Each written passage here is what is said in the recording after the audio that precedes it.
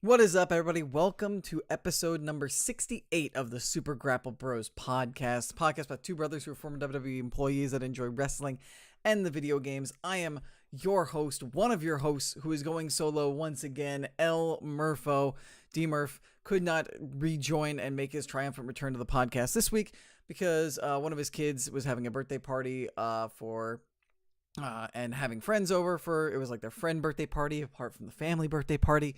So he had to go oversee that. So his return is going to have to wait at least one more episode, unfortunately. But I am still here for this episode after a week off.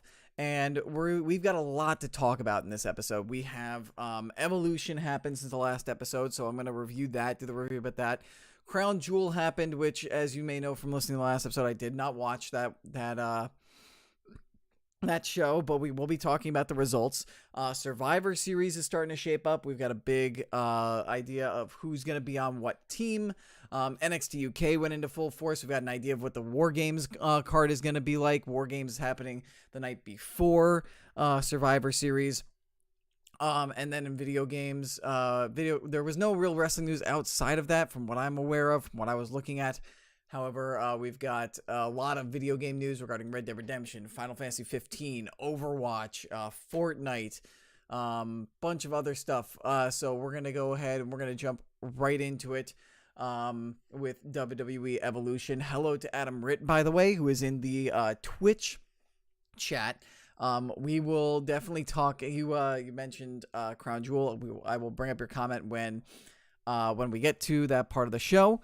You can join in on the Twitch chat conversation, the live chat conversation, by going to twitch.tv/LMurpho and, listening when we're live. You can find out when I go live via Discord, my Discord server, which is in the show notes of every episode. It is also on the main page, the channel page on Twitch, and in the video description of every single YouTube video. I let people know via Discord and also on Twitter.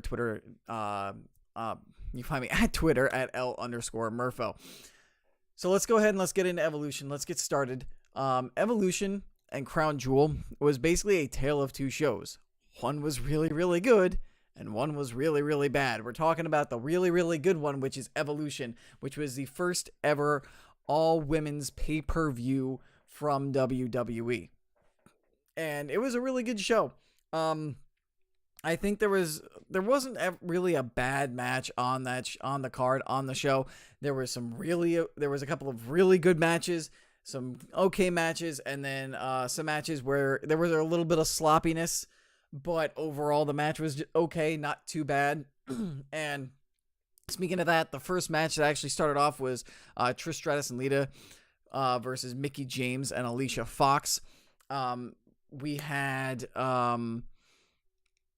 Alexa Bliss at ringside, who was originally supposed to be in the match, but she had believed to be a concussion. Amazon Echo, you shut your mouth. Shut your mouth, woman. Big stupid. It's going to be weird to readjust the non-zoomed in camera when D-Murph comes back. When he comes back, yeah. Hi to Big Stupid, by the way, in chat. So Stratus and Lita versus Mickie James and Alicia Fox with Alexa Bliss. Echo, be quiet. At ringside. It was an okay match. It was nice to see Trish and Lita in there. There was definitely some ring rust. The big glaring thing here was that Alicia Fox missed her cue and came in late trying to break up a pin. And so the ref literally had to be 1, 2, and then stop himself. Well, as Mickie James stayed with her shoulders down, waiting for for Alicia Fox to come in and make the save. That was kind of bad. There was a couple of other sloppiness there. Trish and Lita did all right, but there was a little bit of sloppiness having, I guess not wrestling, or at least wrestling frequently in years.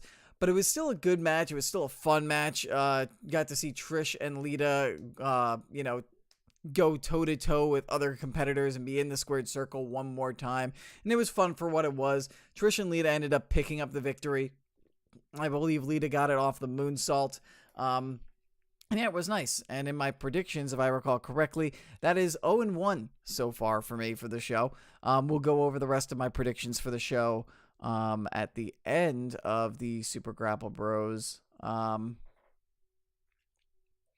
the end of the review.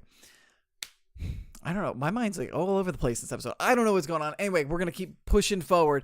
Nia Jax was the winner of the Women's Battle Royal, which happened next.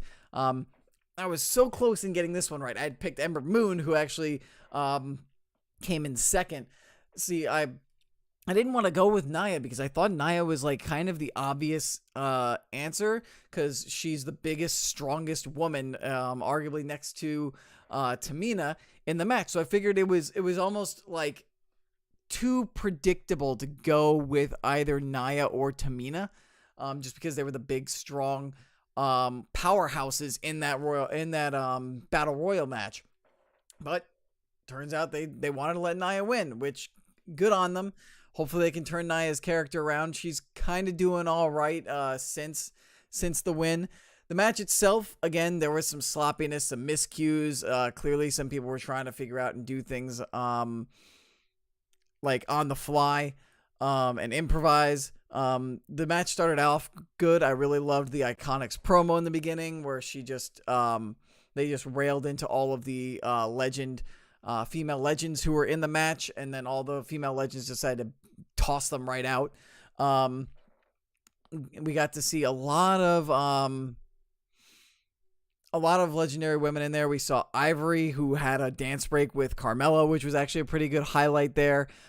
We saw Mandy Rose turn on and eliminate oh god, why am I blanking on her name? She's on the Survivor Series women's team. I'll be able to look it up really quick. God, I feel bad for blanking on Sonya Deville for turned on and eliminated Sonya Deville. As you know, they're both part of whatever the team that Paige was heading was, that trio on SmackDown, or was it Raw? I can't remember. That was good. We also had, who else we had? We had Molly Holly, who was in there for a hot second. We had Michelle McCool, who was in there. We had Maria, who was in there, and it was really cool that they had Mike Kanellis and their baby daughter there. That was really awesome. I really dug that. So overall, like, bit of sloppiness, but you know, you're going to get that with any kind of battle royal, especially again with all the legends in there who haven't been in there for a while, like Alundra Blaze and whatnot, who just, you know, they've been away from the ring for a while. They're going to have some rust. So once it got down to like the nitty gritty to the final four, and we had Tamina in there, and it was Ember in there, and Asuka was in there and stuff, it got really good, and I didn't mind the finish. And I liked the fact that Zelina Vega almost won. Zelina Vega thought she had eliminated Ember and Nia, but just knocked them both over the ropes. They were both on the apron. I liked that bit. That was really cool. So yeah, and it was cool to see Zelina get a little bit of time to shine there, a little bit of a spotlight put on her in that match. So overall it was good, a little bit sloppy, but again, it's a battle royal. Battle royal is going to have kind of its awkward, sloppy moments no matter who's in there. Then we had the 2018 Mae Young Classic Finals, which I really wish the crowd was into a lot more than they actually were. The crowd was not really into this match too much, which was unfortunate. Io Shirai versus Toni Storm. It was a really good match. Certainly not the best match in the tournament, not the highlight. I would have to say the semifinal match involving Toni Storm and, oh god, I am just bad with names today. But Toni Storm's semifinal match was probably the highlight of the show. Toni versus Io was good, but nothing like mind-blowingly good, but it was still good and entertaining and fun. And I don't know why the crowd unfortunately wasn't into it that much. I guess not. It's kind of hard because you're not in front of that Full Sail crowd, which has been watching the whole show, and you're in front of what's basically like a crowd of people who go to the main roster shows who maybe don't watch things like NXT, NXT UK, the Mae Young Classic, the Cruiserweight Classic, those network shows and tournaments. So it kind of was unfortunate, but it was still cool, still good. I still really like the match. Of course, Toni Storm picked up the win, which that was my first correct prediction of the show, which I was happy to know. And yeah, Big Stupid, you also bring up a very good point. Yeah, but you figure how many of them who know who Io Shirai was? I mean, how many people probably knew who Toni Storm was? Like, Toni Storm was only in, I believe, maybe 1 or 2 matches on regular NXT before the Mae Young Classic, and she was in the debut episode of NXT UK. But I don't know the viewing number. I like both shows, but I don't know the viewing numbers for NXT and NXT UK, and how many of that audience was actually in that arena. So it's just a matter of really good match, 2 really talented people. They both deserve to be on the show, but unfortunately just the crowd just didn't know them really that well. It didn't seem like they were into it or into the story of them both getting to the finals. But still, I really enjoyed the match. It was one of the better matches of the night, I would say. After that, we had Sasha Banks, Bayley, and Natalya defeating the Riot Squad, which this is why one of the reasons is going to become a running theme for the rest of the show when we talk about my predictions. I thought they were going to go heel crazy until the end for most of the show. They went pretty much the opposite because I thought that the heels were going to win. Mickie James and Alicia Fox were going to win the first match. They didn't. I thought the Riot Squad was going to win this match, but actually Banks, Bayley, and Natalya did. I believe it was who was it? Liv Morgan ended up taking a Bayley to Bayley, I believe it was, into a bank statement, backstabber into the submission. It was that, or it was it was a Bayley to belly into a frog splash that Sasha did, shades of Eddie Guerrero, which was really cool. This was another one of those matches where it was okay. Which is unfortunate because Sasha and Bayley and especially Ruby Riott are all really good wrestlers. Natty is, of course, a female legend in the making, who's still wrestling. She's not quite as great as she was in her heyday, like a few years ago, or maybe even 5 years ago. And Liv Morgan and not Shayna Baszler. God, blanking on her name. But the other member of the Riot Squad, they're kind of new. They're inexperienced. So, but they're still good wrestlers. Like, the quality and the talent of the competitors in this match were good, but I guess some things just didn't click. Sarah Logan, thank you, Big Stupid. Yes, Sarah Logan, that's who it was. And I believe we were competing. I think there was something tied to Sarah Logan where I think her family was in the arena, and I think it might have been because the show is happening in her hometown. But I remember Sarah Logan. I believe her family was there, which was really cool. Are we getting women's tag titles soon? I don't know. Maybe. Do you just want to take a 5-minute break and try this again? I'm sorry. There's just so much. I'm trying to cover like 2 weeks worth of wrestling and like 5 different shows. So it's like, it's really hard. Like, I got to go over Evolution. I got to go over, Crown Jewel. And when I see these tag teams, like, it's hard for me to remember everybody. That doesn't, like, I'm looking at these results and it doesn't mention every single person who's in the match.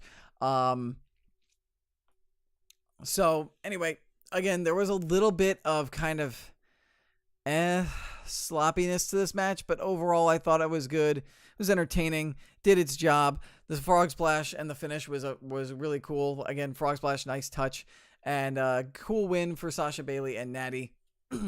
After that, we got what is one of the better matches of the night. If it wasn't for the next match after this, I would say it would probably be the match and the finish of the night. And that was Kairi Sane versus Shayna Baszler for the NXT Women's Championship. The match was really good. Shayna Baszler, of course, is just so good as a brutal and just evil, twisted heel who just takes such pleasure in hurting people. Again, really good match, really entertaining. The ending, though, the finish is what I really loved. I loved that they showed the other 2 members of the 4 horsewomen of MMA, which, for those of you who don't know, Ronda Rousey is also a part of. It's Ronda, Shayna Baszler, and then 2 other women who, again, I don't know. I can't remember their names too much.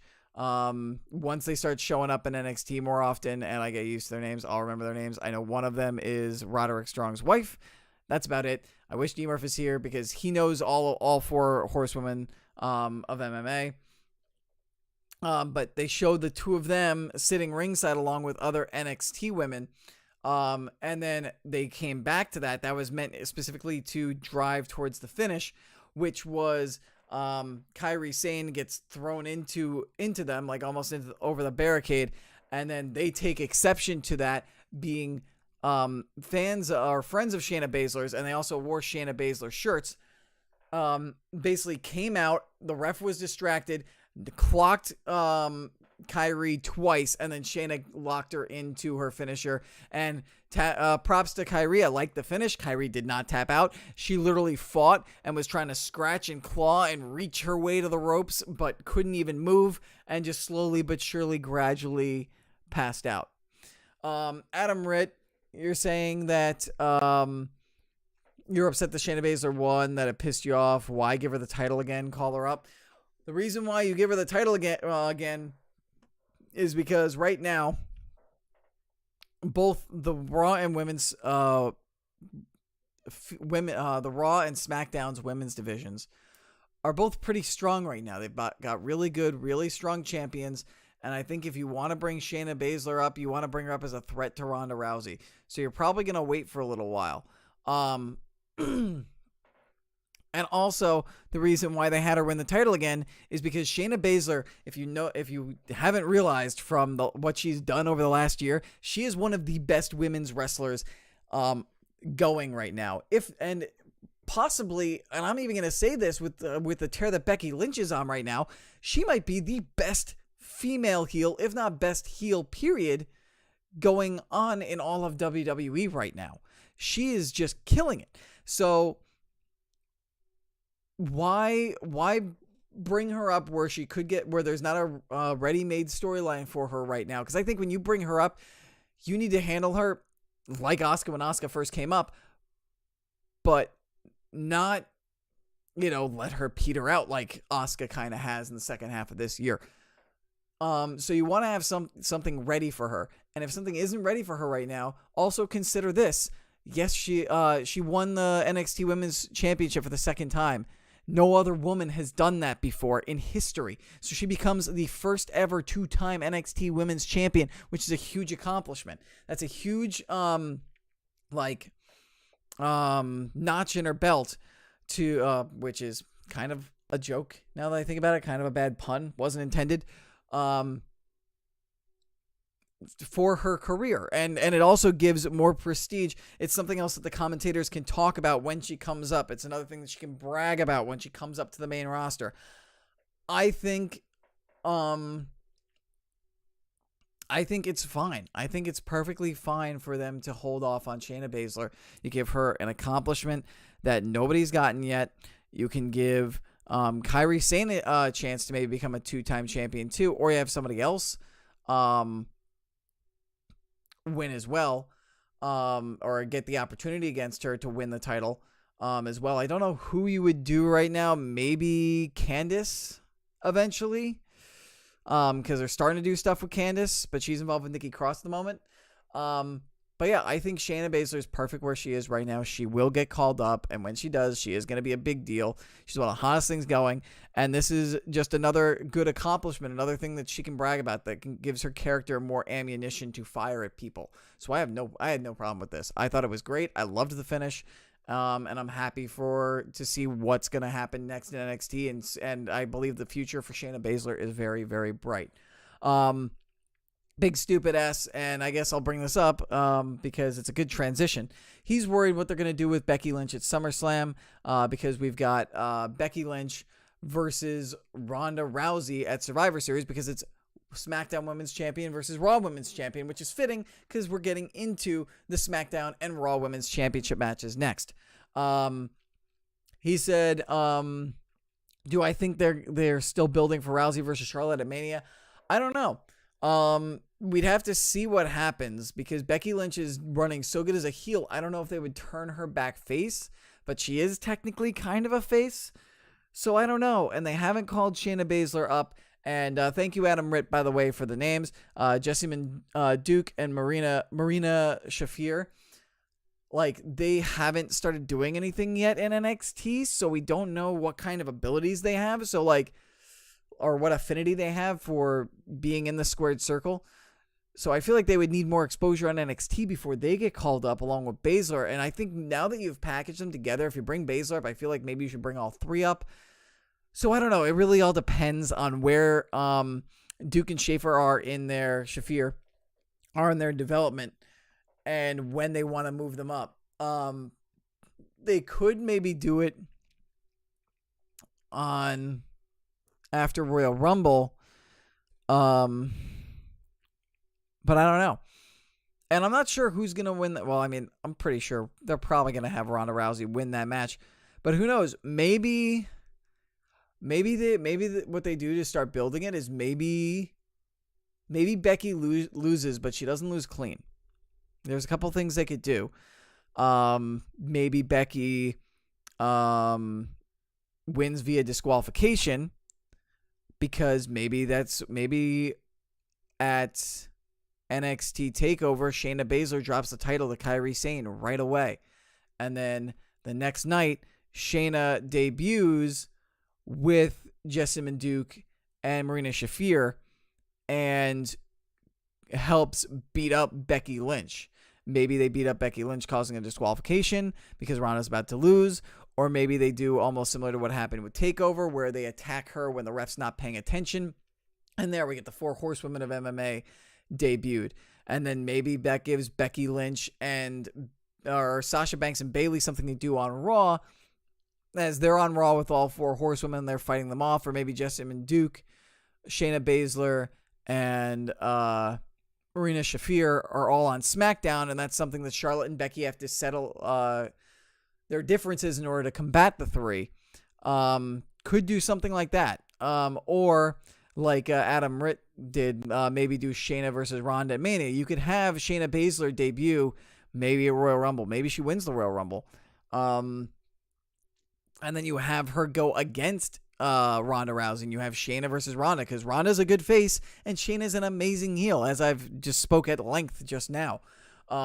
So I don't know. It's all up in the air. There are a million of different possibilities what they can do with Ronda Rousey, Charlotte, and both championships. So we will see. We'll have to see what happens. Maybe it'll become a thing where it'll be the 4 horsewomen versus the 4 horsewomen, and not just Rousey versus Charlotte. So we'll see. But anyway, speaking of Becky Lynch and Charlotte Flair, the SmackDown Women's Championship match was next after Baszler versus Kairi Sane, and holy hell was this a match. This might be, like I was telling you guys in the last episode of the podcast, that I felt that Becky Lynch and Charlotte Flair could very well tear the house down, blow the roof off the thing, and have maybe one of the best matches in women's wrestling history. And they did just that. That match was hard-hitting. It was brutal. I cringed with certain spots with the ladders, the table not breaking the first time, but Charlotte being an absolute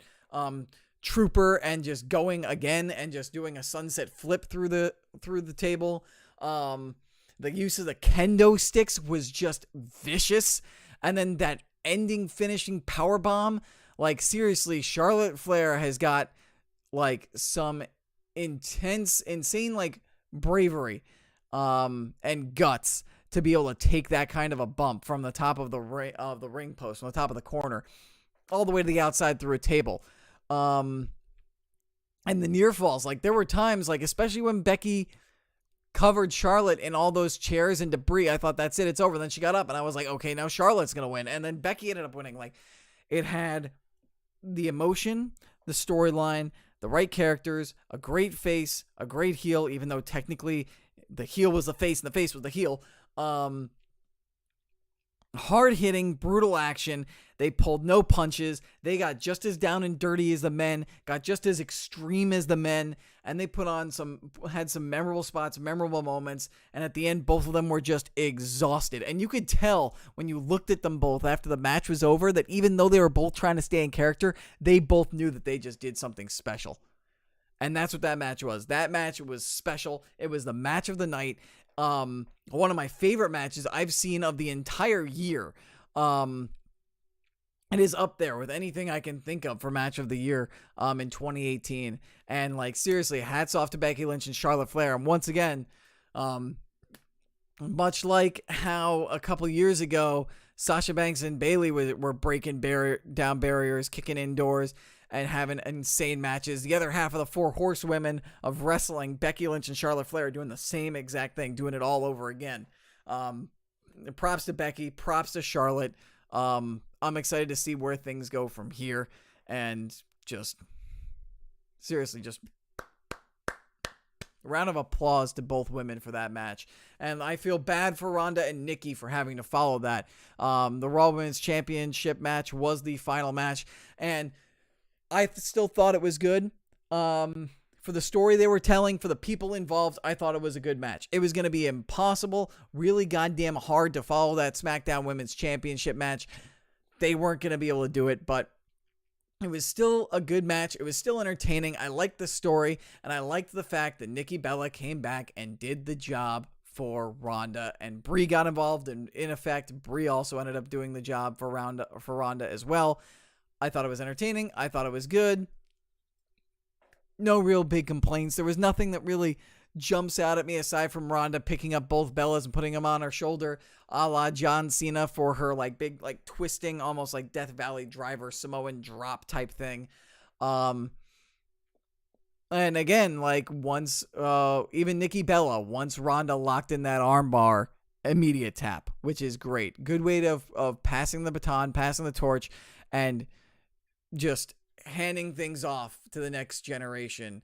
And I believed, and I was saying all along that that's probably why, that had to be why Nikki came back. That had to be the whole reason why Nikki came back, so she could have a women's title match with Ronda and basically pass the torch along to Ronda, so that way she could be the next, the guy, although not the man, because that's Becky Lynch. And that's exactly what happened. That's what it did. And I feel like it needed to be done. It needed to be done, or it should have been done, and it was. And I think this helps Ronda. This now makes her, like, kayfabe-wise, this makes her now, like, one of the best. She's beaten in kayfabe, in storyline, in continuity. Made her beat one of the best female wrestlers of all time. So, that's all I have to say about Evolution. Again, really good show, amazing show. I really enjoyed it. There was not a single match I did not like. There were some that I absolutely loved, like that last women's standing match between Becky Lynch and Charlotte. And I really hope that this isn't just a one-off thing, that this is the beginning of something. I really hope that they have one, if not two, at least all women's pay-per-views going forward from here on out. So yeah, hats off to Evolution. Props to Evolution. Let's have more shows like this, because it was awesome. However, what wasn't awesome was the event that came after that, the network special Crown Jewel. Now, I didn't watch the show, but from what I've heard was that the matches of the World Cup leading up to it were good. Nakamura versus Rusev for the U.S. title, which Nakamura beat Rusev, was good.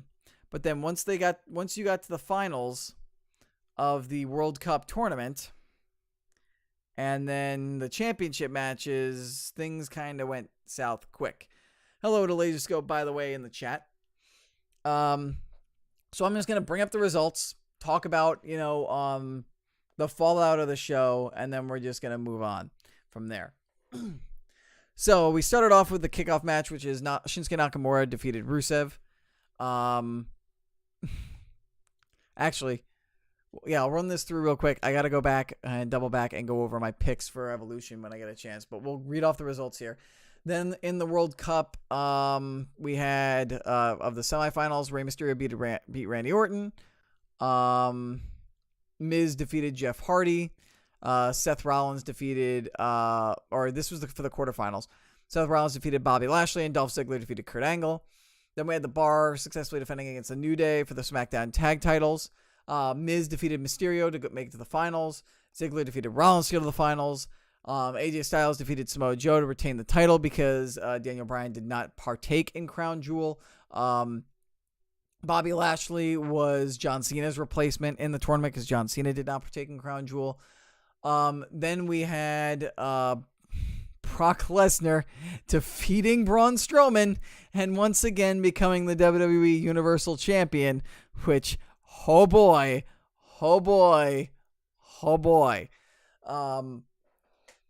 This was the start of the end of things just going south for the show.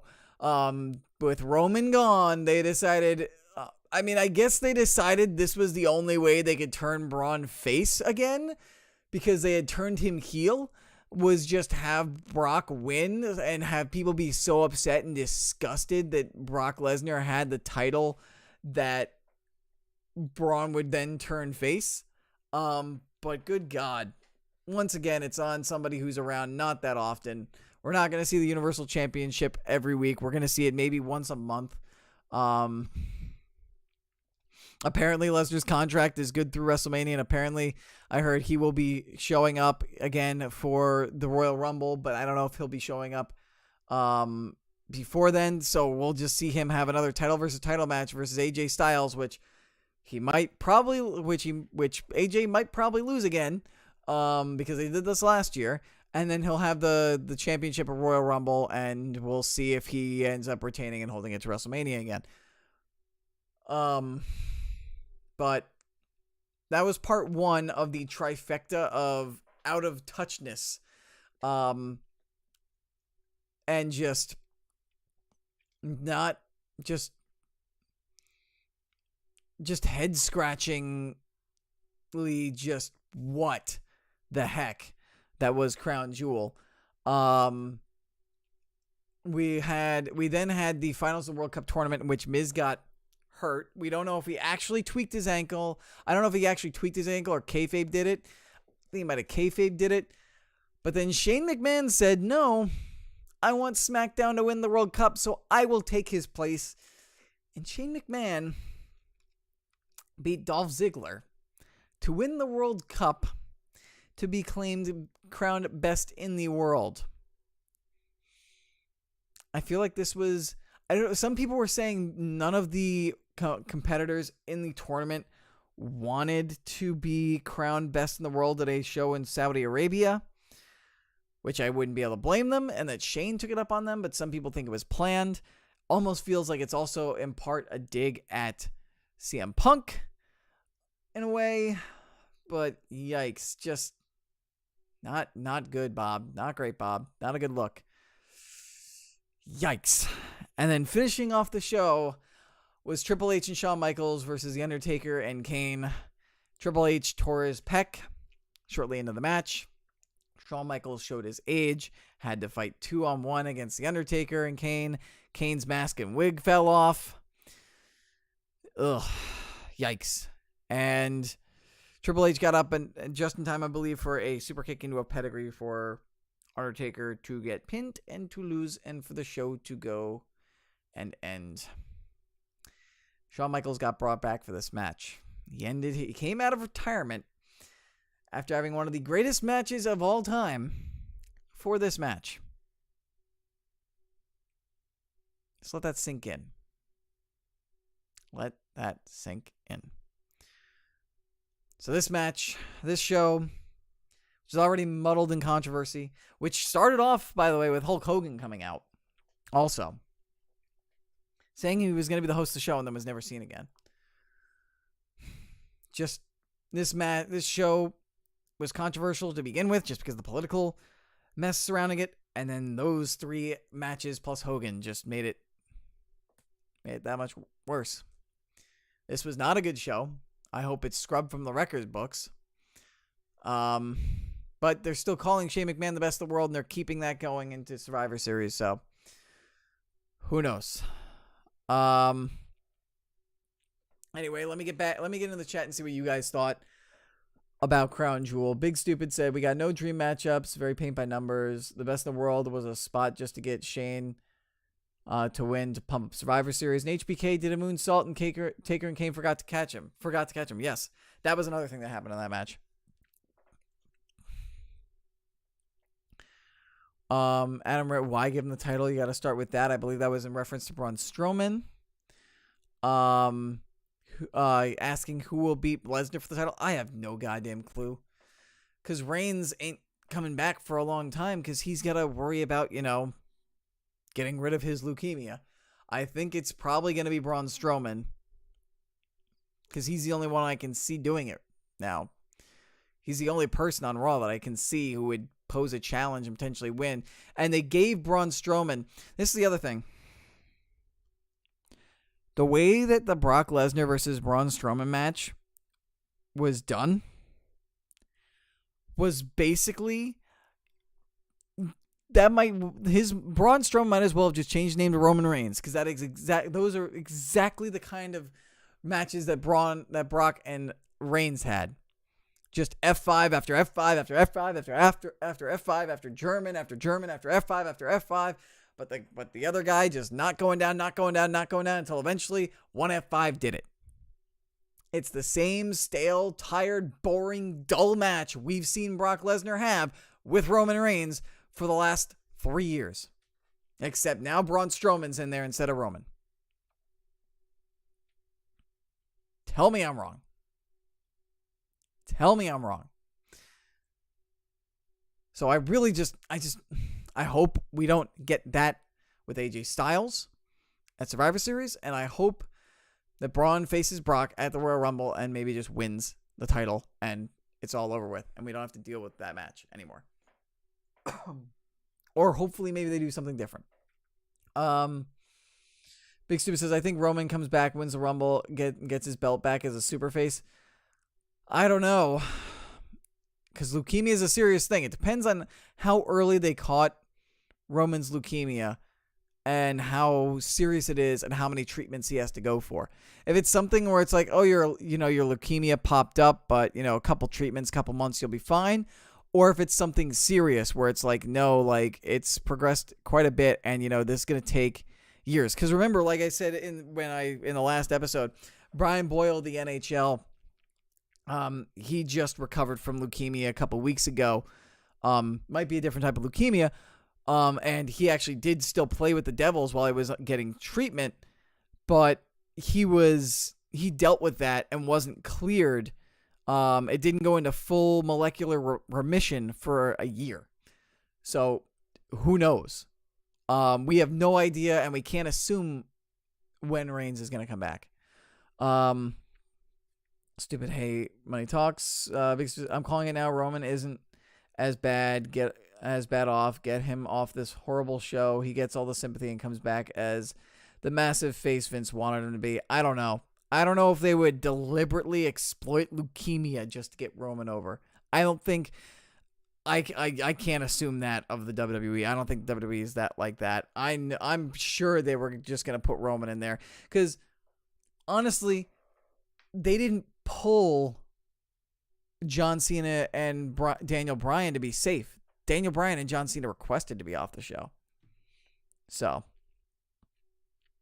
you say $5 is Roman's number 30? If you're right, you're right. We'll see. And we'll see what happens. We'll see.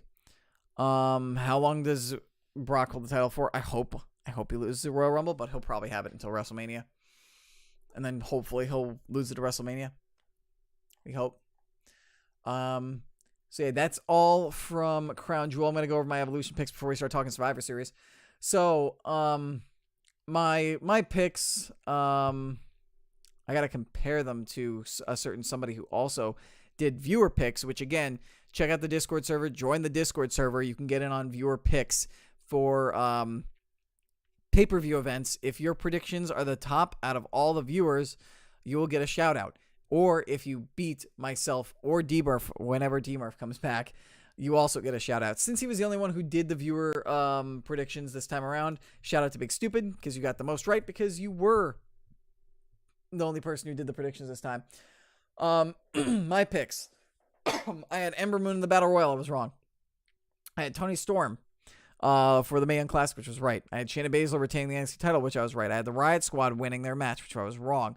I had Mickie James and Alicia Fox winning their tag matches. I was wrong. I had Becky Lynch retaining. I was right. And I had Ronda Rousey retaining which was also right. So I had 4 out of 7. And Big Stupid, let me see. You had 1, 2, 3. You had 5 out of 4. So you also beat me. So congratulations, Big Stupid. You beat me by 1. You had 5 out of 7. I had 4 out of 7. Picks right for Evolution. All right, let's get into Survivor Series. So this week was the first start, was like the start of the whole building up to Survivor Series, which is going to be basically almost pretty much bragging rights. The old pay-per-view bragging rights, which was basically SmackDown versus Raw, is now what Survivor Series 2018 is becoming, which is pretty much what it was last year.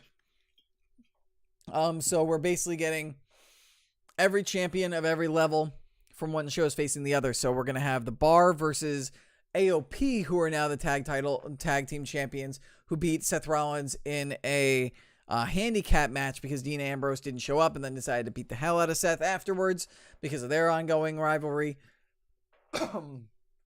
Which, I mean, I guess they're going to do things with AOP now, even though I'm still not okay with the fact that Drake Maverick is a complete jerk of a heel manager on Raw, but then he's the perfectly fine and fair and just GM on 205 Live.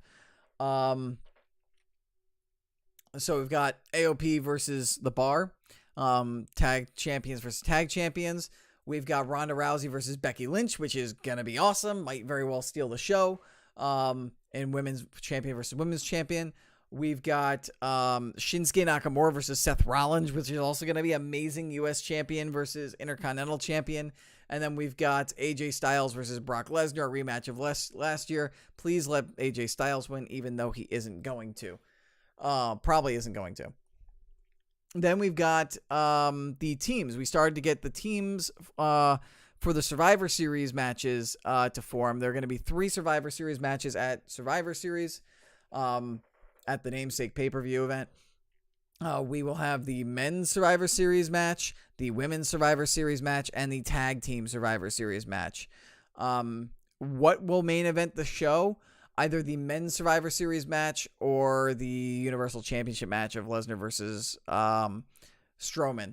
Last year, it was the men's Survivor Series match. So I'm going to say they do the same thing. I would love to see the women's Survivor Series match be what ends it, or Becky Lynch versus Ronda Rousey be the main event in the last match. So Big Stupid, you say you love Becky Lynch walking around saying she's a man. I love it. I think it's just great. It's friggin' amazing. And her Twitter, I don't know if Becky's doing it herself or if somebody on the social media team at WWE is helping her. But regardless of who's doing it, A+, just use of Becky Lynch's Twitter account, official Twitter account. This week, because it has been gold. Go take a look at what she's been responding to Ronda Rousey about. Is there a cruiserweight title match? Because I haven't seen it. So Adam Ritt, I'm gonna read off the team members. You let me know who's in the cruiserweight championship match. I'll bring it up here on the show. So we'll start off with the tag teams. And the tag team shows. We do not have a Raw tag team just yet. There was nothing involving the formation of the Raw tag team. However,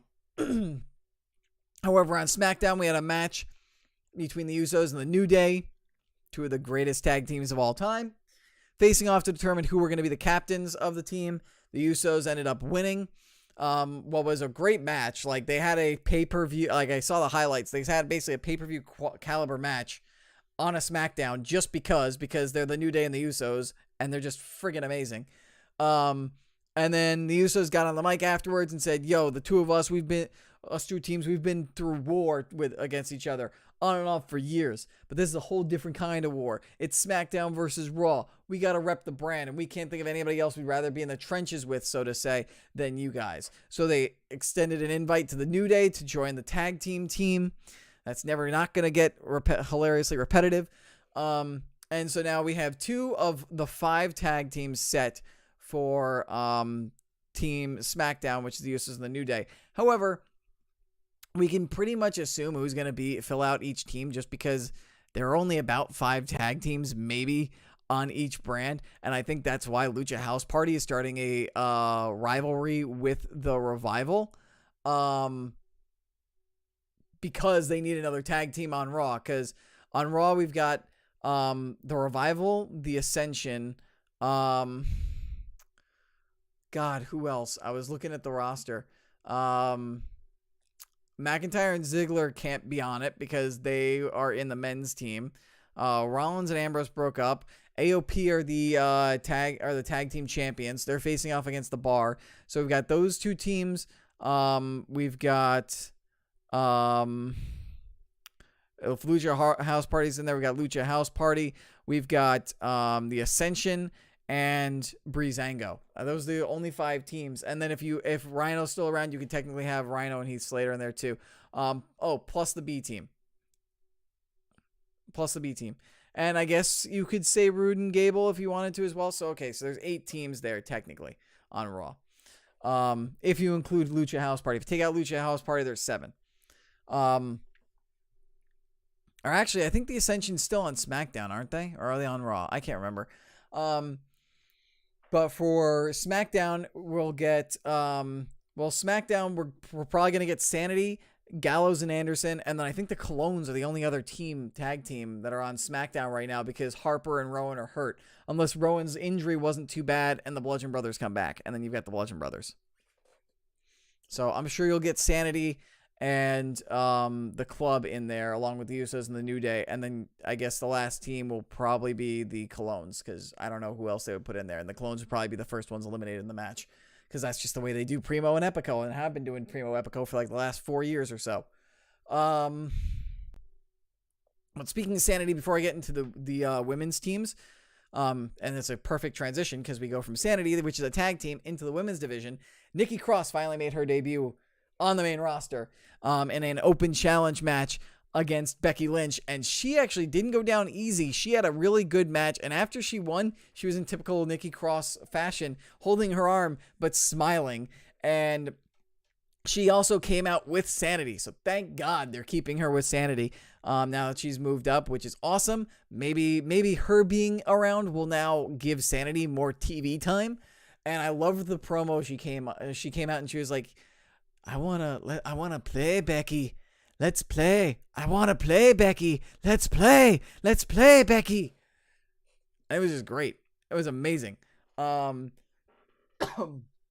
excited. I'm so happy that Nikki Cross is on the main roster now that her whole keep her secrets thing is kind of done. She's gonna have a match with Candice LeRae on NXT, but it's good to see that they're finally bringing her up and that she's with Sanity and that she's not sitting down there in NXT anymore because they weren't going to put the NXT tag title on her, the NXT championship on her, unfortunately, as awesome as it would have been. Michael 8000 said Evolution was okay. I just hated the talking promos. I can't remember the talking promos.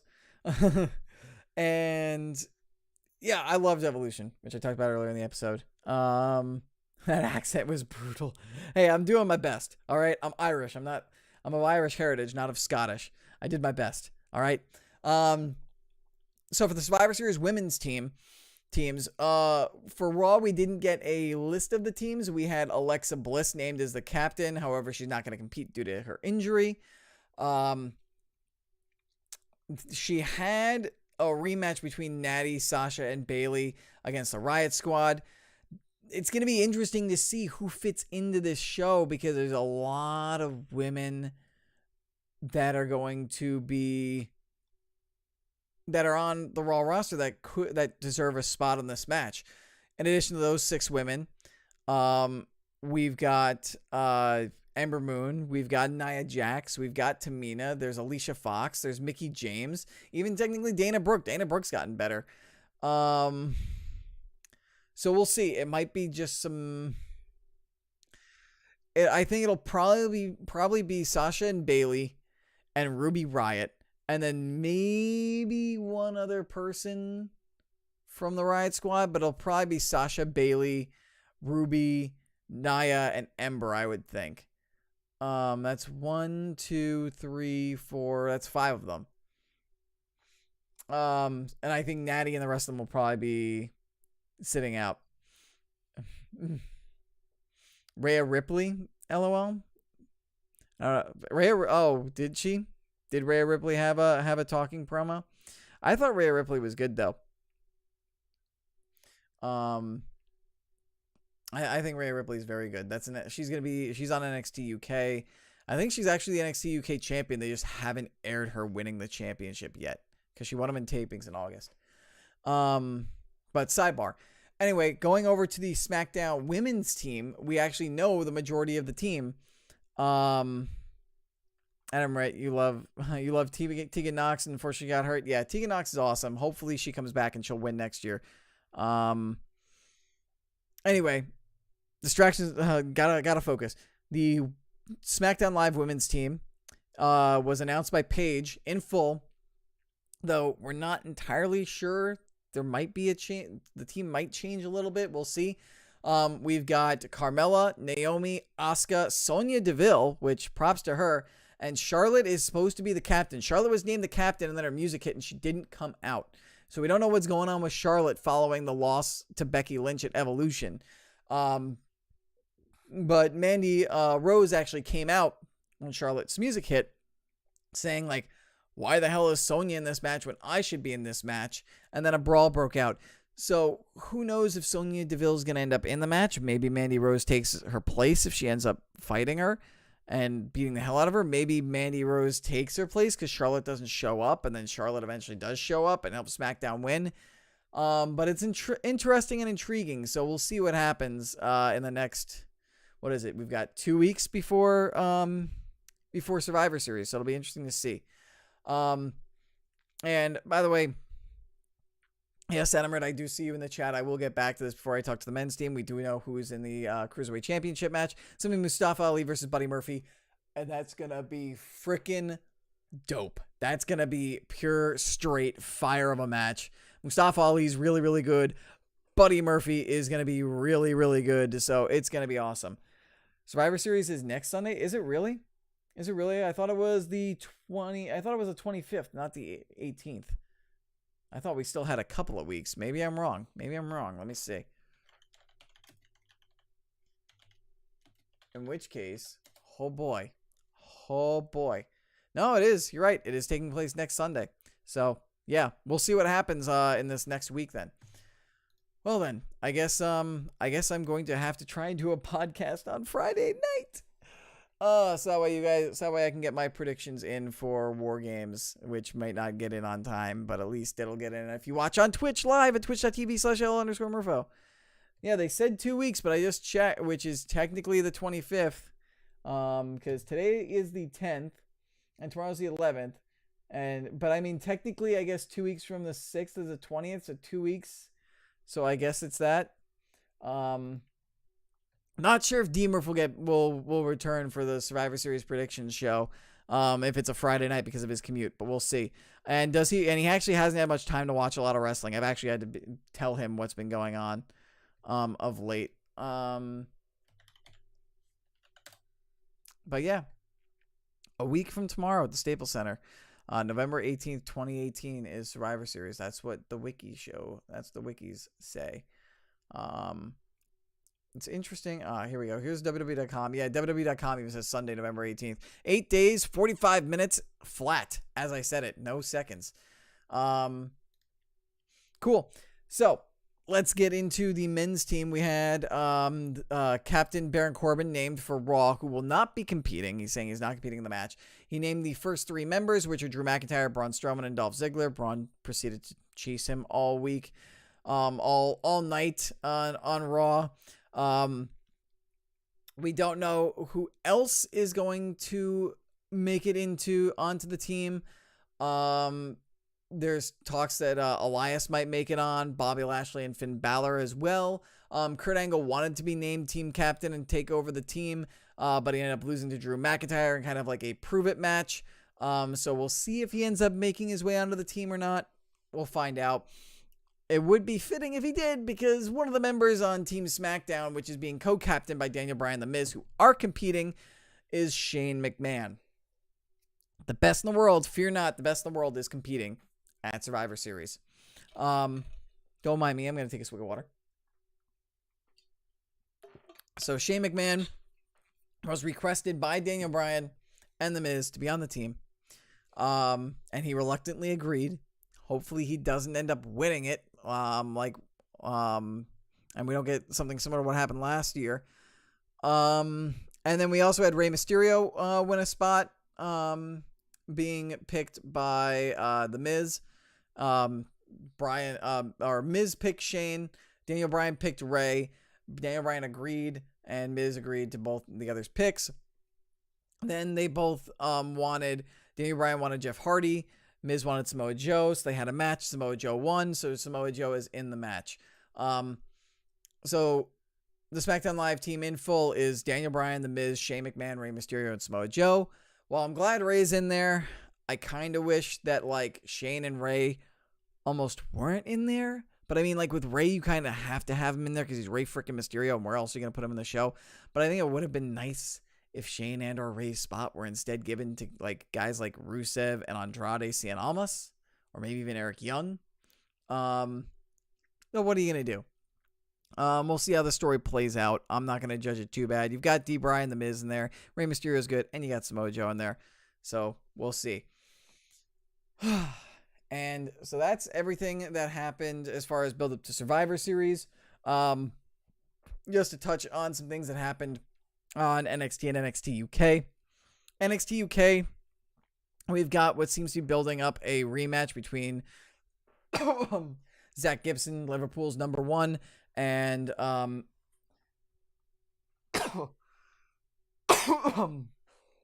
Pete Dunne for the NXT UK Championship.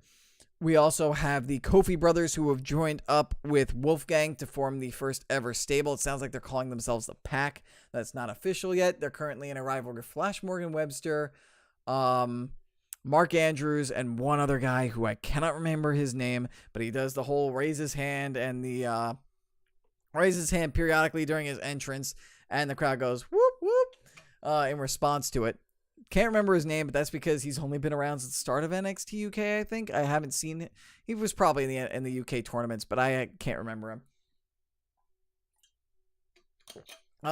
Which I'm sorry about that. And then, yeah, we've got a couple of women going at it, basically trying to basically make cases for why they would deserve to be in the title match for the women's NXT UK Women's Championship match, whenever that gets unveiled and debuted and happens and whatnot. Toni Storm ended up defeating Dakota Kai in a singles match. And I think that's mostly it from a storyline standpoint. On main NXT, we have Undisputed Era is once again finding themselves in the War Games match. All four members of Undisputed Era were in the insane War Games match last year. They are in it again this year, and they are facing off against War Raiders, Ricochet, and shockingly Pete Dunne. Pete Dunne is going to be in War Games. He's going to be competing at NXT TakeOver. It looked like they were building up for it to originally be EC3, but EC3 wasn't seen on last week's episode, and he wasn't actually in the last 2 weeks, I think.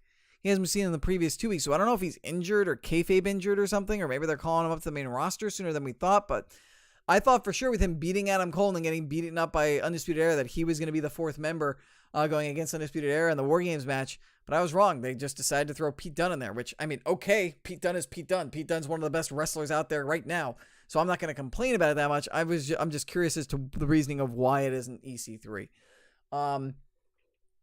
As we know, we're going to get Shayna Baszler and Kairi Sane again for the NXT Tag Title, NXT Women's Championship, and then we're also going to be getting Velveteen Dream. Got announced to have his first ever NXT Championship match. He's going to be the one facing Tommaso Ciampa, which, oh my God, if he wins, it will be amazing. I don't think he's going to, because I'm pretty sure they're building up to Gargano Ciampa again. But it would be amazing if he did win the title. It's going to be a good match regardless. And then speaking of Gargano, Johnny Gargano, as I mentioned last time, was revealed to be the man who attacked Aleister Black. So we're getting Gargano versus Aleister Black in a singles match at NXT TakeOver. So that's going to be awesome. So that's the current card for NXT. We had a good promo with Johnny Gargano explaining his actions. It was pretty much what I thought. He was just so obsessed with righting the wrong of so obsessed with Ciampa and kicking his ass and winning the NXT championship. And he was so blinded on the fact of I have to get Ciampa. Ciampa has to get his. That Black got in the way and he attacked Black. That was pretty much exactly his reasoning. Big Stupid says, I think Roddy Strong turning on Pete Dunne during their tag match is why. I think so too. I mean, they kind of played that out after that happened, I thought already. But I mean, yeah, Pete Dunne does have a history with Undisputed Era giving Roddy Strong turned on him. So, like I said, it fits. But, like, I don't understand why they had EC3 in there and win a match on Adam Cole and get attacked by all of Undisputed Era just for him not to be in War Games and currently not even be on the TakeOver card. So, could have been somebody else and not EC3 who had that match with Adam Cole a couple weeks ago. But whatever. I'm not going to complain about Pete Dunne being in the match anymore. I'm not going to worry about that anymore.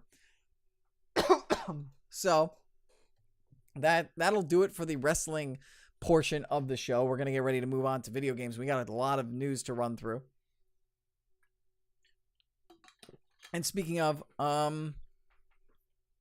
wrestling, I still need to look up my Kayfabe News article of the week at the end of the show. So this is going to be another just point my finger at Kayfabe News and pick an article headline on the spot.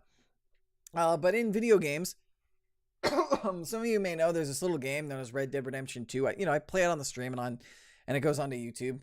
I got a couple of those up. I've put about like maybe 30 to 40 hours into it, and I'm only in chapter 2. I've streamed about 6, I think. I've streamed about 6 or 7 hours. I think I've played an additional 10 to 15 just roaming around late at night when it's really not a good time for me to stream, just doing side stuff. But Red Dead Redemption 2 itself did a ridiculous amount of sales and money last week, which I wasn't here to report on.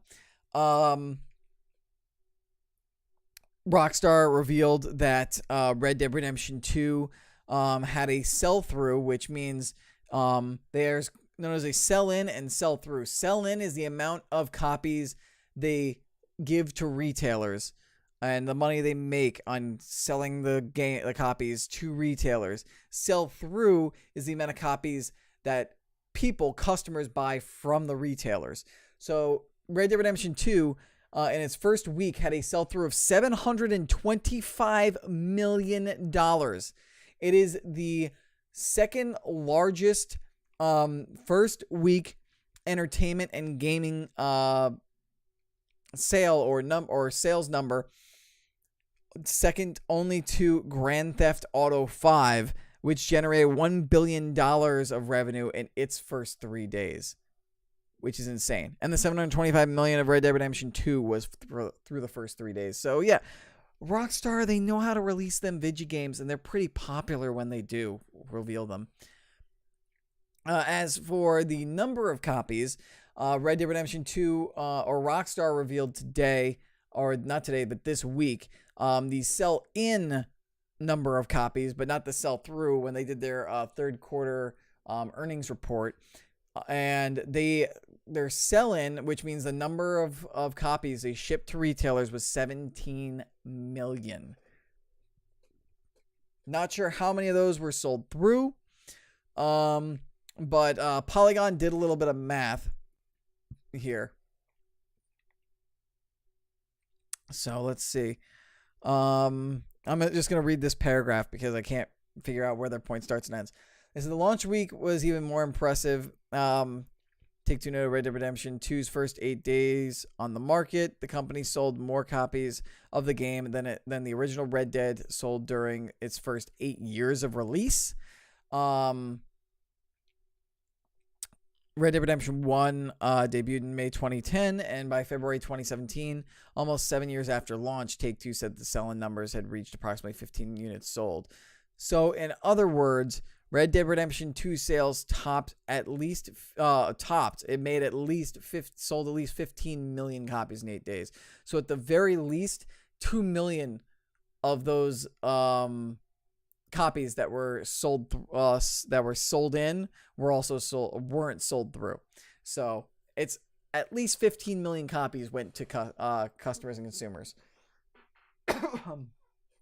And then, while sticking with the Red Dead Redemption news, or Red Dead Redemption 2 as a topic, we got information on Red Dead Online's beta, and that is set to arrive towards the end of November. I'm going to read this article by Joe Screbbles at IGN.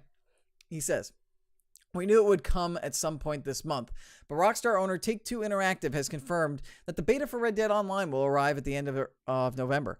On an earnings call, Take-Two CEO Strauss Zelnick explained that it will launch in public beta towards the end of the month. Rockstar will have a lot more to say about it. Zelnick didn't go into any more detail about exact timing, but at least we know it won't be a surprise release for the next few weeks. Red Dead Online is still a relatively unknown quantity, which is true. We don't really know anything about it. But Take-Two president Karl Slatoff called it an evolution of the classic multiplayer experience in the original Red Dead Redemption, blending narrative with competitive and cooperative gameplay in fun new ways." In IGN's interview with Rockstar about Online, the developer confirmed that it would use Red Dead 2's full world and that its development would be fairly fluid, based on what players liked and disliked about the initial release, much like GTA Online. Zelnick also covered the idea of Red Dead 2's release cannibalizing the player base of GTA Online, which is why they want to release it later. For now, he says Take-Two's seen no evidence that GTA Online players have given up on the game to play the new Rockstar game. Of course, that doesn't mean a great deal given that the new online mode hasn't arrived yet. Even without Red Dead Online, Rockstar is sure to be pleased with how Red Dead Redemption 2 has been performing. And then they mentioned that, sold 17 million copies. Sold in. So yeah, Red Dead's doing pretty good, and as it should, because it's a really good game. If you guys can't tell, as I mentioned, I've been playing it a lot. I'm loving it. I've loved Red Dead 1. It's one of my favorite games of all time. Red Dead 2 is shaping up to be just the same, and I'm excited for this Red Dead Online beta. Hopefully I can beat the single player storyline before Red Dead Online comes out. But I am definitely interested in Red Dead Online. I will definitely be streaming it on the Twitch channel, which again, twitch.tv/L_Murpho. Go check it out if you are not watching this live. So bring on the beta and long live Red Dead is what I have to say about that. And then we're going to pivot over to some news about Square Enix and Final Fantasy 15. Final Fantasy 15's DLC, all future DLC. They had 3 more coming out. I believe they were working on Arden's episode. Arden was the main villain of Final Fantasy 15. If you guys remember when 15 came out, I played it a lot on the Twitch stream. Played basically the entire storyline through to completion.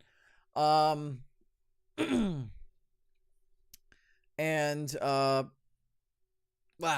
there were supposed to be 3 more DLCs coming out for Lunafreya, Noctis, and Ardenia.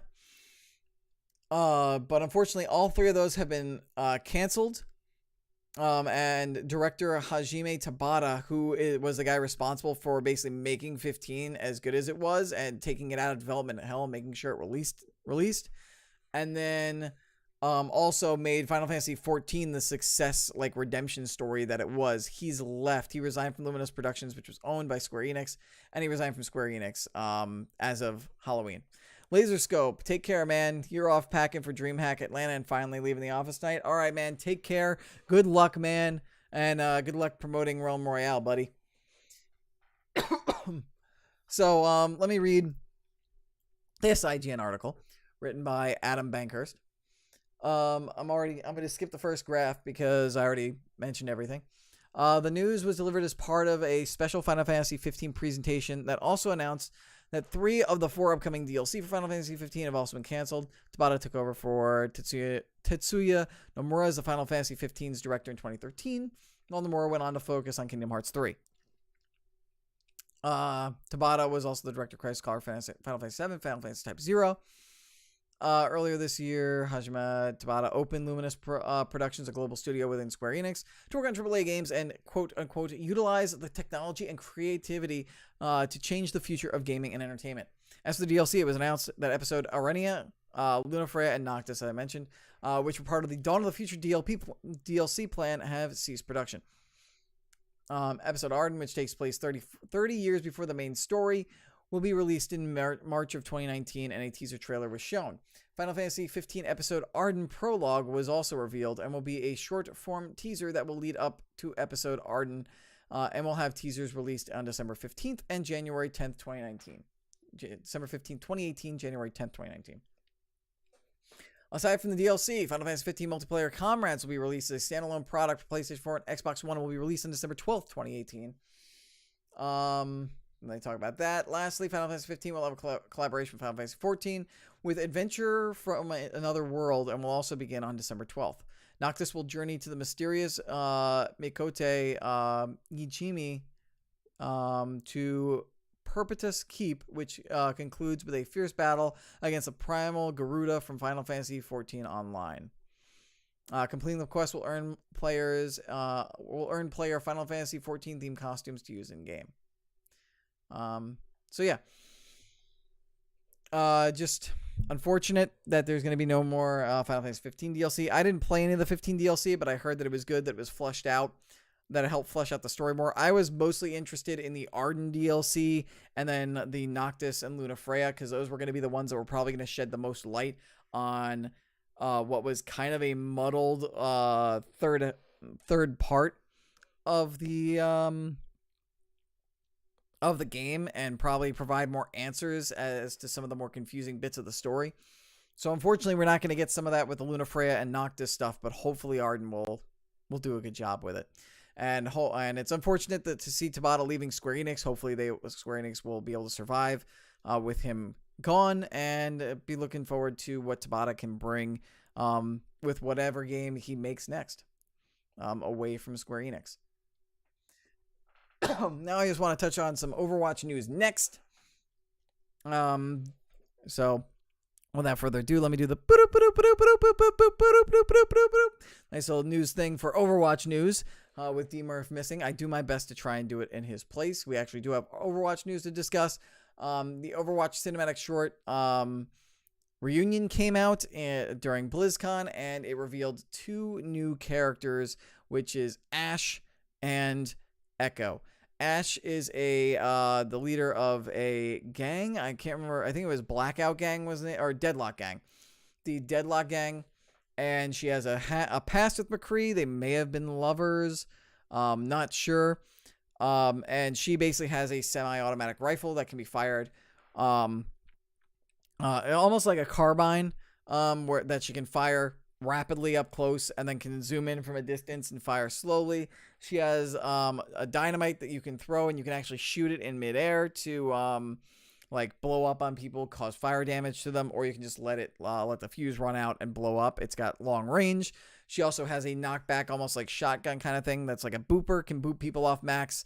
Not only does it knock the person back, but it knocks the person playing as Ashe back.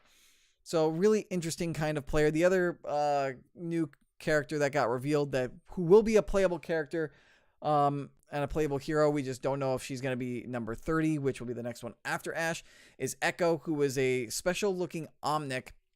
That was actually one of the original characters who was made in concept art for Overwatch before Overwatch was even named Overwatch. And she was apparently... She has a history with McCree, and the short McCree frees her from a crate that Ashe and the Deadlock Gang were looting.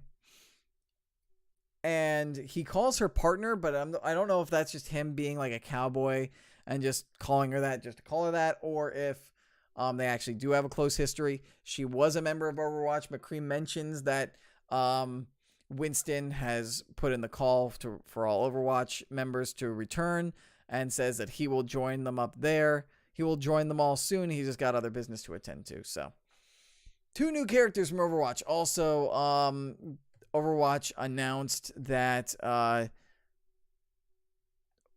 that Echo is one of 6 additional new heroes that they are working on after Ashe. So them peeps at Blizzard be working and working hard. One last final thing about Ashe too is that in the short, she had this there was this Omnic with her in her gang that was called Bob, B-O-B. He is actually her ultimate too. Her ultimate summons him, and he can deal damage from a very, very long range with his like machine gun arms. His arms basically pop open into guns which fire from, basically from the wrist. So yeah, cool. If you're still a big Overwatch person, check her out. We'll see how competitive she proves to be, and if she ends up being played by anybody in the Overwatch League in the upcoming season. Transitioning from one of the most popular games the last couple of years to the current most popular game, which some people think is a dead game. Fortnite is proving after the last week or so that it very much is not a dead game, as this week it announced a partnership with the NFL in that every single player can pick up and acquire an NFL themed skin. They can purchase it using V-Bucks from the I believe it's the Epic Store or the Fortnite Store, and pick up a jersey of their favorite NFL team. And I believe it is the jersey number you get is based off of one of the most popular players. I know Aaron Rodgers is one of them. I think Carson Wentz is another. So huge partnership for Fortnite. I'm sure the NFL is probably going to get a little cut of whatever is sold in the jersey skins, but great exposure for the NFL. Great thing for Fortnite. Makes you wonder if maybe eventually other sports leagues like the MLB or the NHL or the NBA or even FIFA, maybe the English Premier League or FIFA or La Liga get involved as well, and you eventually start seeing those jerseys get involved too. But a huge get for Fortnite. And it kind of makes me want to jump in so I can get myself a Giants jersey, even though the Giants have been absolute hot garbage this season. And then to piggyback off of that as well, Fortnite's concurrent player count continues to rise. People claim it's a dead game, but it hit a peak of 8.3 million, went over 8.3 concurrent players. That was as of yesterday. That was revealed yesterday. The story from IGN by Shabana RF says, Fortnite's concurrent player count has hit a staggering peak of 8.3 million following the rollout of Fortnite's Korea-only challenges this week that has players visiting internet cafes. Epic Games Korea's Sung Chul Park revealed the number in an interview with Inven via VG247.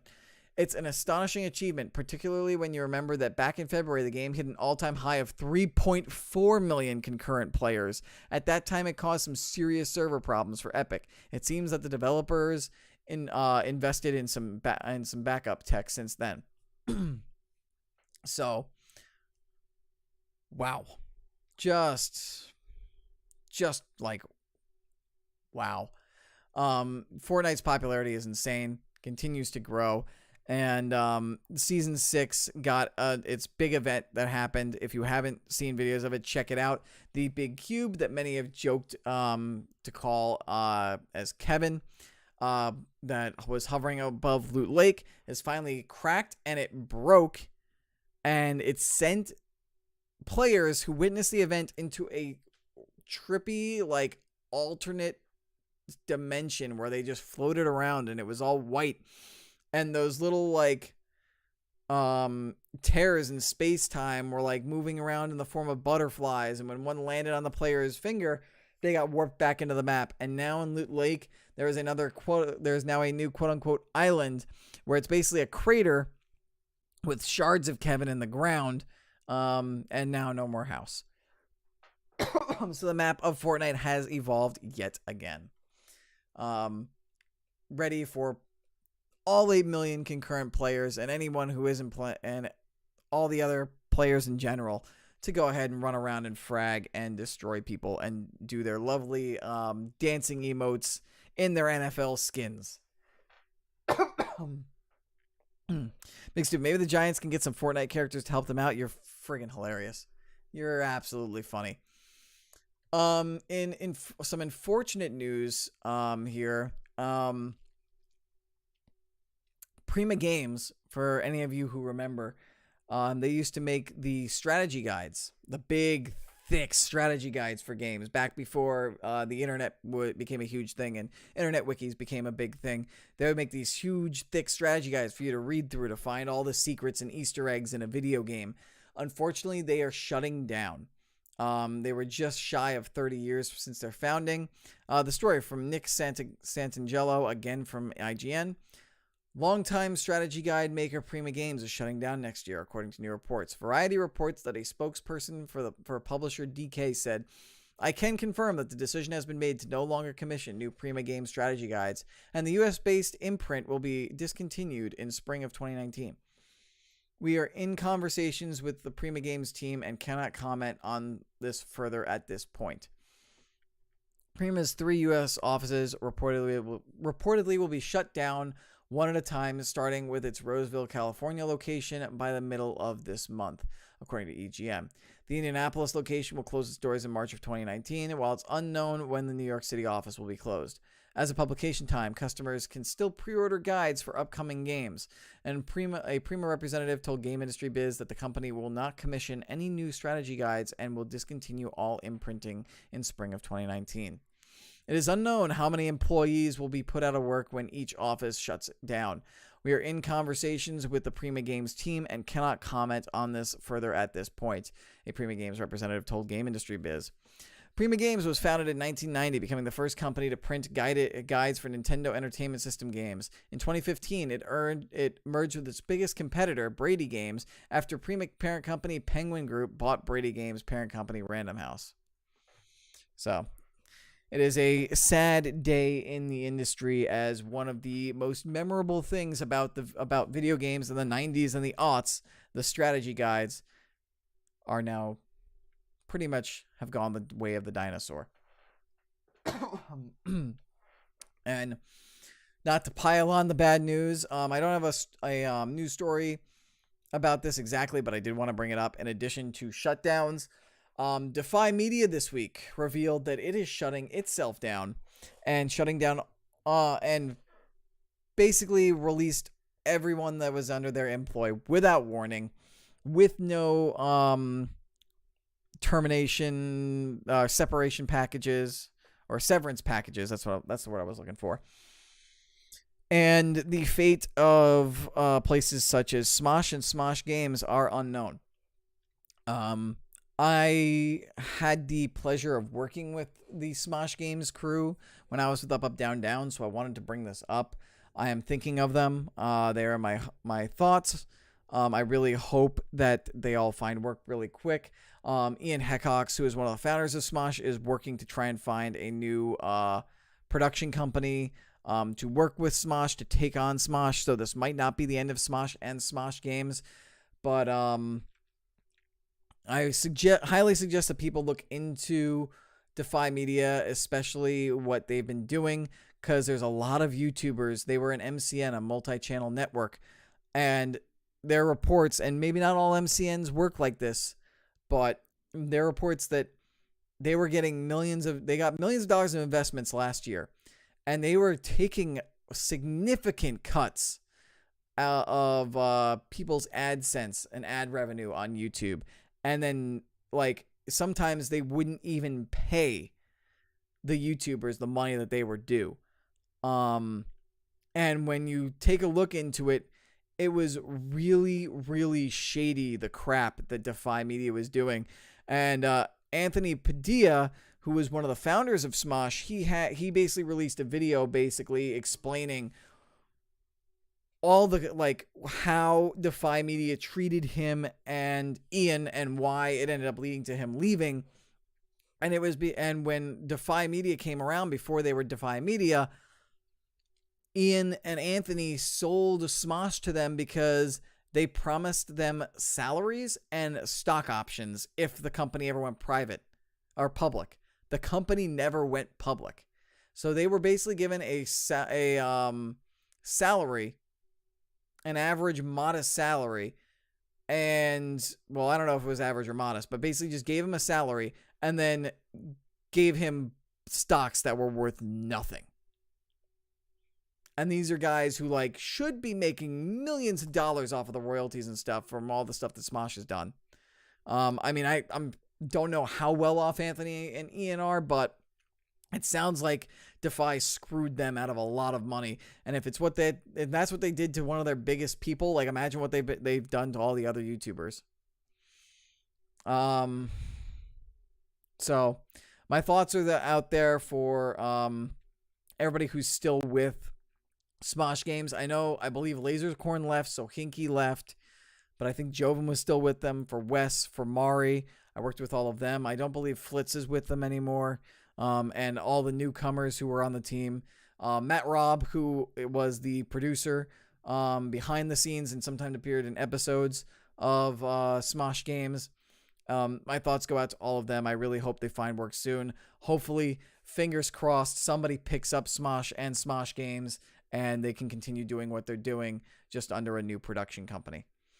So I just wanted to bring that up to everybody and just know that, you know, just because you watch these YouTubers and the videos they're watching are getting hundreds of thousands of views, millions of views, tens of millions of views, it doesn't mean they are raking in the dough. They could be employed by a production company that maybe is paying them a salary, maybe not paying them enough, maybe overworking them, or maybe the MCN isn't giving them a fair cut because they needed somebody to help them, get them access to be able to grow their channel. So, don't be assuming that just because people are popular on YouTube doesn't mean that they're being popular on YouTube and making a lot of money are not always connected. They can sometimes be very mutually exclusive. I hope you understand what I'm trying to get at. Just don't judge a book by its cover. So yeah, again, thoughts for everyone affected by Defy Media and to everyone at Smosh and Smosh Games, Smosh Games specifically. Moving on from that, we got a couple more stories. Two more. I'm going to do one more bad one and then one looking towards Thanksgiving, unfortunately. Riot Games is in the news. The company behind League of Legends. They're actually being sued for gender-based discrimination. Another Adam Bankhurst article on IGN.com will tell the story. And I start with the story saying, Riot Games has been sued by one current and one former employee and has been accused of endemic, quote unquote, endemic gender-based discrimination and fostering a men-first environment. As reported by Kotaku, the lawsuit follows another investigation by Kotaku that delved into a sexist culture at Riot Games, the publisher of titles such as League of Legends. The class action lawsuit filed against Riot Games states that, and I quote, like many of Riot Games' female employees, plaintiffs have been denied equal pay and found their careers stifled because they are women. Moreover, plaintiffs have also seen their working conditions negatively impacted because of the ongoing sexual harassment, misconduct, and bias which predominate the sexually hostile working environment of Riot Games. Furthermore, the lawsuit alleges that Riot, quote unquote, violated California's Equal Pay Act and law against gender-based discrimination at the workplace, end quote. And employees involved are seeking, open quote, compensation of unpaid wages, damages, and other penalties with an exact amount to be determined at trial, end quote. Kotaku's report in August detailed a culture of sexism at Riot and told the story of 28 current and former employees who dealt with a quote-unquote bro culture that, open quote, in some instances rewards behavior that disadvantages women, end quote. Following Kotaku's report, Riot Games responded to the allegations and claimed they have a quote-unquote zero-tolerance policy on discrimination, harassment, retaliation, bullying, and general toxicity. They continued their message on Twitter and said they would, quote, share the immediate and long-term actions we're taking to enact real change for women at Riot, end quote. While Riot appeared to have removed many of the people involved in creating this sexist culture, according to several former employees of Riot, there are still a few on board who are, quote, key alleged perpetrators of abusive behavior, end quote, according to Kotaku's reporting. Jessica Negron, one of the two plaintiffs in the lawsuit, said that shortly after she was hired, her manager quit and she took on her job duties but did not see an increase in her compensation of the job title.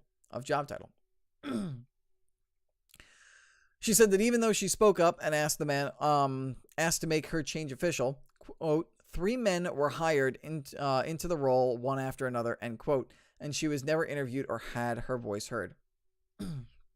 Furthermore, Negron claimed that in just 1 month, quote, in just 1 month, she counted that her male colleagues at Riot used the word dick over 500 times, end quote. And one of Negron's supervisors said that, quote, diversity should not be a focal point of the design of Riot Games' products because gaming culture is the last remaining safe haven for white teen boys, end quote. Whoa.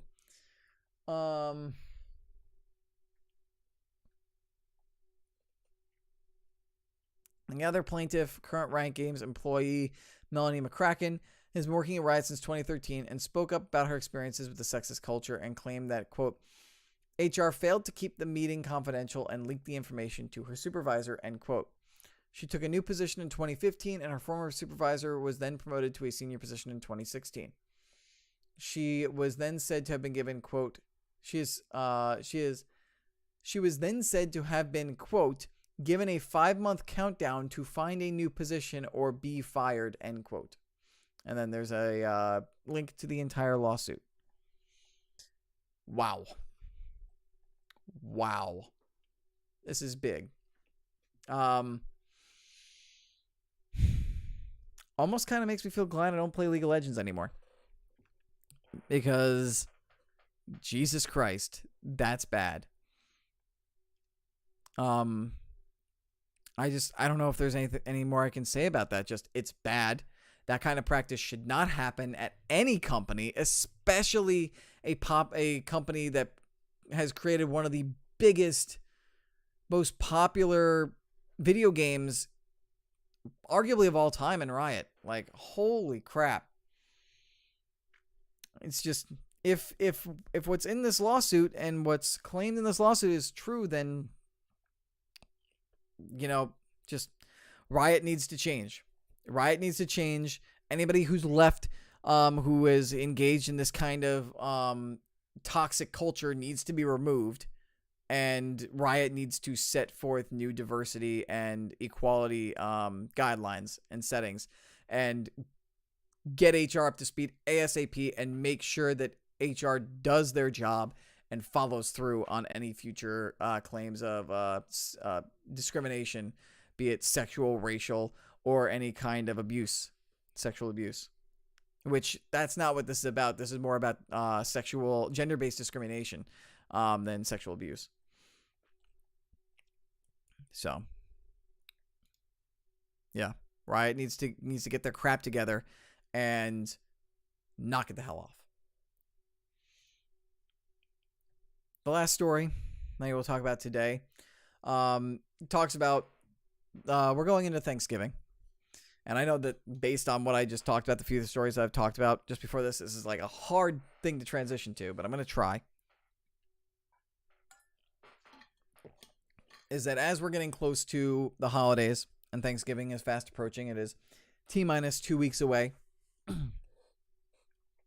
That also means that Cyber Monday and Black Friday is coming up right around the corner, and Christmas. So everybody, I am sure, is looking for good Black Friday deals and for their loved ones, or even for themselves. They want to snag something for cheap up on Black Friday for themselves. That said, Walmart has released their Black Friday sale, so I figured I would point out just some of the deals that are going on just in case anybody is interested. Anybody has listened to the podcast for this long and are looking for some good deals. The Xbox One X, the original Xbox One X, will be on sale for $399. Let me just read real quick. I'm not sure. This was from their Black Friday ad. I'm trying to make sure you can shop online. So all their savings will be online as well on their website. It begins at 10 p.m. Eastern on its website. I'm guessing that's going to be probably on Thanksgiving. Yeah. So, and then you can go in store on November 22nd, which is Thanksgiving, at 6 p.m., which I hate that, by the way. I think that stores should not be open on Thanksgiving for Black Friday deals, but it is a thing. Anyway, Xbox One X is for $399. All other Xbox One X bundles, though, are $79 off. So if you want to get your Red Dead Redemption 2 bundle, you can do that. You can also get an Xbox One S 1 terabyte Minecraft Creators Bundle for $200. All other Xbox One S bundles are $229. All Xbox One controllers are $39. And a 3-month Xbox Live subscription can be had for only $12.50. The Nintendo Switch Mario Kart 8 Deluxe Bundle is only $300 if you want to get that. The Spider-Man PS4 Slim 1 terabyte is $200. PlayStation VR Astrobot bundle is available for $199, and DualShock controllers also $39.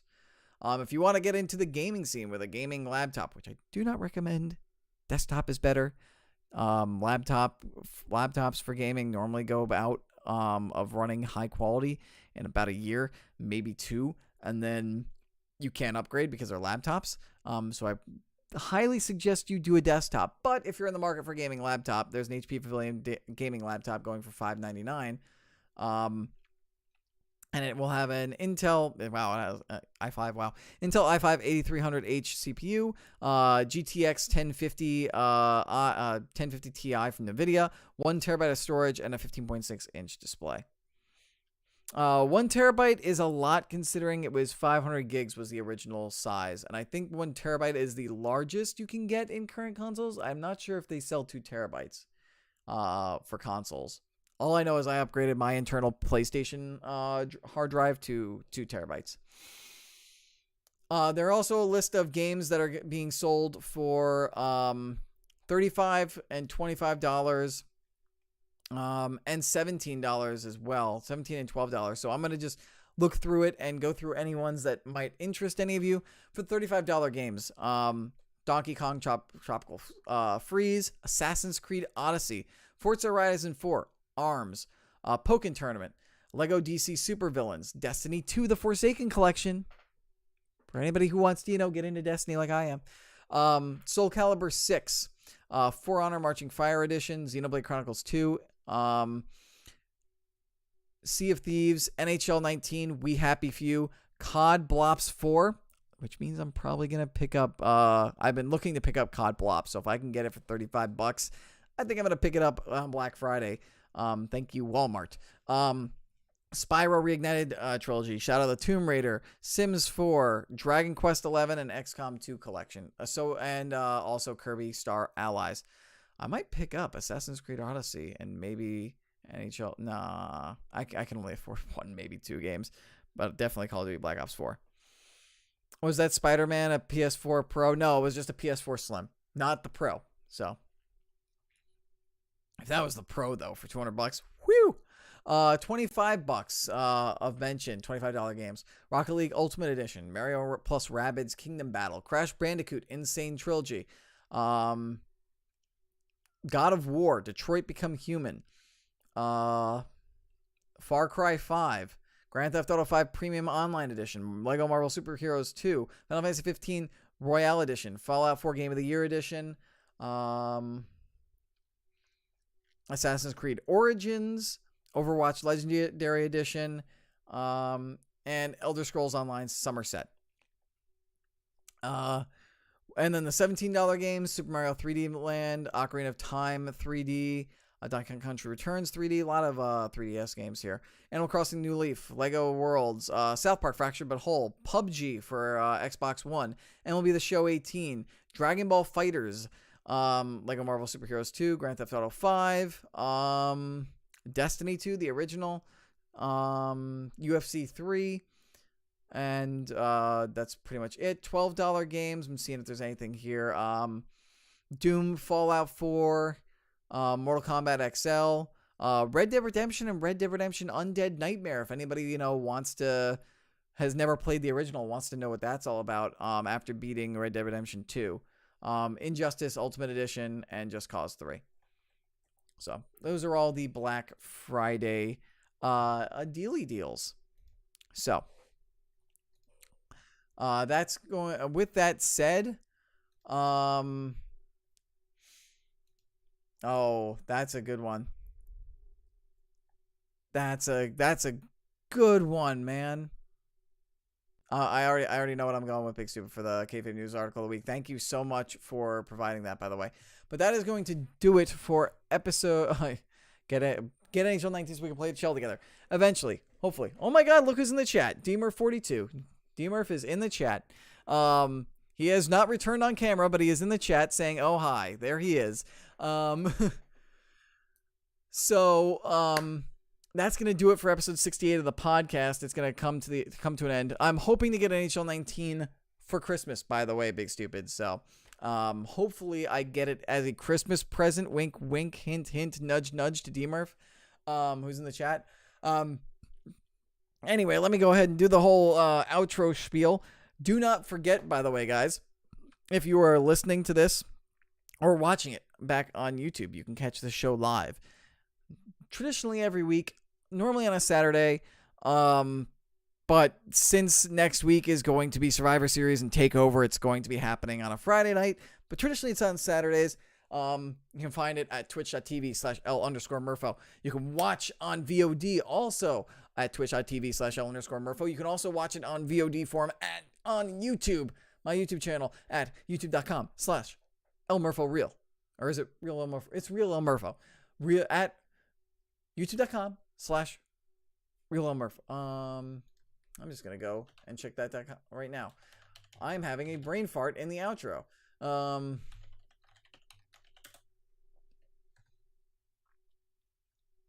It is El Murpho Real.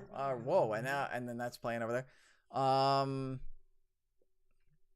So yeah, youtube.com/ElMurphoReal, I believe that was. Yeah, youtube.com/ElMurphoReal. You can watch it. Watch the VOD on playback. Every week. Yeah, El Murpho Real. I could have just put the demand. Oh God, the command. It's been a long day. It's been a long show. It's been a long show, Big Stupid. I totally could have put the command into the chat. I forgot I had the chat commands on Twitch. By the way, do not forget to like, share, and subscribe on YouTube. Blah. For the videos. You can also listen to this show in audio form on SoundCloud, Apple Podcasts, Google Play, lots of other places where podcasts can be found. I actually just applied to have the podcast expanded over to Stitcher and Spotify as well. So if you have it on those platforms, if you use those platforms for your podcast, be on the lookout. Search Super Grapple Bros and you will find us. Be sure to rate, review, and subscribe because that allows more people to find us and more people to see us and listen and join in the discussion and join the community. Also, do not forget to, if you want to know when the show goes live every week, and if you want to take part in the viewer predictions, head to the Discord server. You can find it via the Discord command of the Twitch chat on the Twitch channel page, in the show notes in the audio version, and in the video description on YouTube. Join that to get involved there. You can also send feedback, questions, trivia, any of that kind of stuff that you want to send. You can submit that. There is a channel on the Discord server for that as well. If not, you can email us at supergrabbingbros@gmail.com. Any of your questions, comments, concerns, corrections, whatever. We like hearing from you, so let us know. You can also find out when we go live by following myself at L_Murpho on Twitter. DMurphs is at DMurph_42, the same as his Twitch account name. Fancy that. So that is everything. Thank you all so much for watching. And to end the episode, I will send you all home with the Kayfabe News article of the episode, which is Xavier Woods, my old up, down, down co-worker and buddy. Xavier Woods quits WWE to pursue a trombone career full-time. I would totally buy that album. I would actually probably think he'd want to do like YouTube and video hosting and stuff like that. But if he went for a trombone career, I would buy those albums. Thank you all so much for watching or listening. Until next time, take care. Peace, deuces, the deucey deuce, all that stuff. Catch y'all later. Bye-bye now. Bye-bye. Bye now. Bye-bye. I don't know. I'm weird. I'll see you later. Shut up and sit down.